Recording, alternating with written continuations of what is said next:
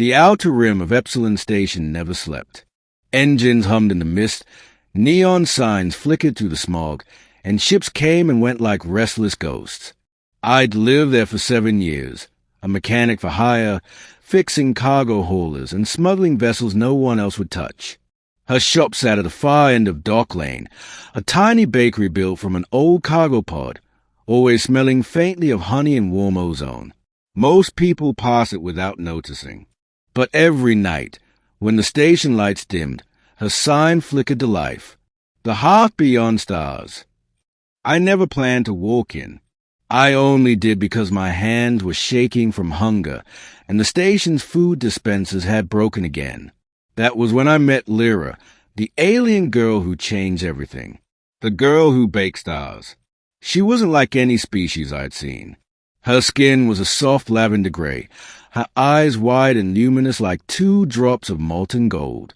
Her face bore faint, uneven ridges along her jawline, marked to her kind, the Varani, a race the Union called half-evolved.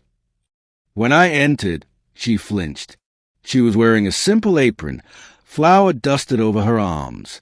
She hid her face with her hands as if ashamed. "Sorry," she said, her voice trembling like static. "We closed." But I could smell her bread, rich, sweet, unlike anything the station ever had. "I just need something warm," I said. "Whatever's left." She hesitated, then placed a small loaf on the counter. "This one isn't very good," she said softly. "It didn't rise right."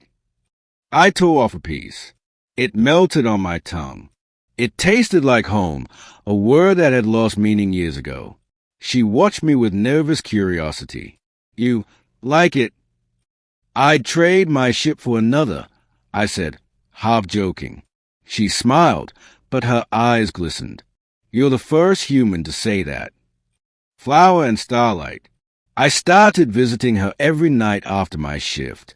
Sometimes she'd talk while kneading dough about her planet, Veronine, where the skies were blue fire and sugar grew in crystalline vines.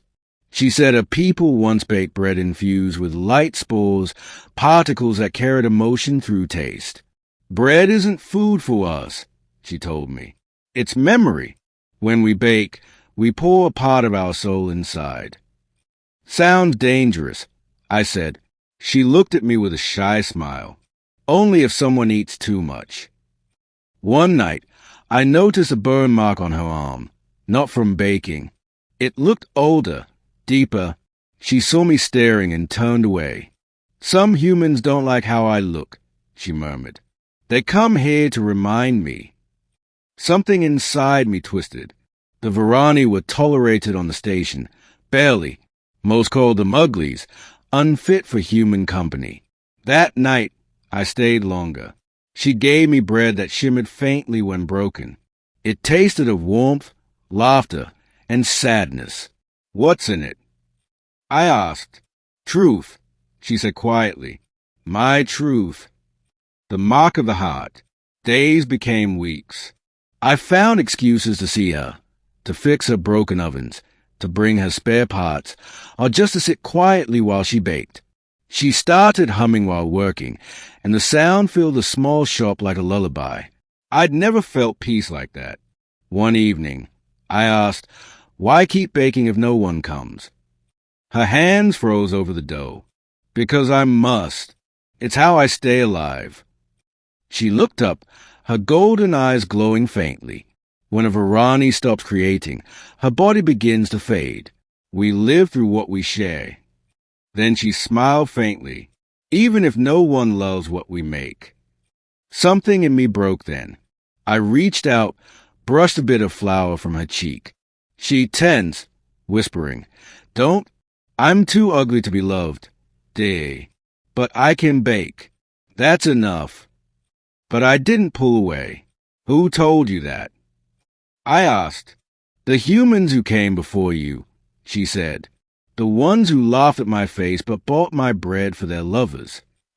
Her words cut deeper than any blade. The bread of memory.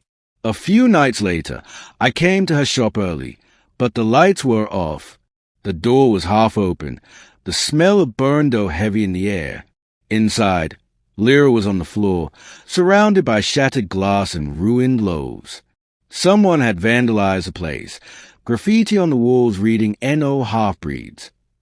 She looked up at me, tears streaking the flour on her cheeks. They said they'd come back.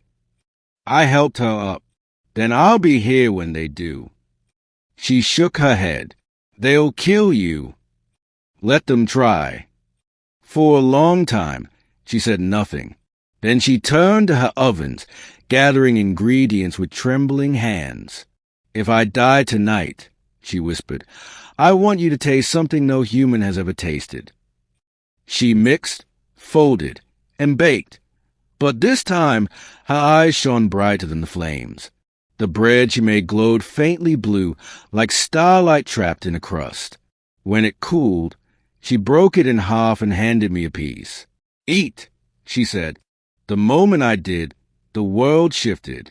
I saw her memories, her childhood under twin suns, laughter with her mother, the smell of alien rain, the moment the humans took her home and called it habitable.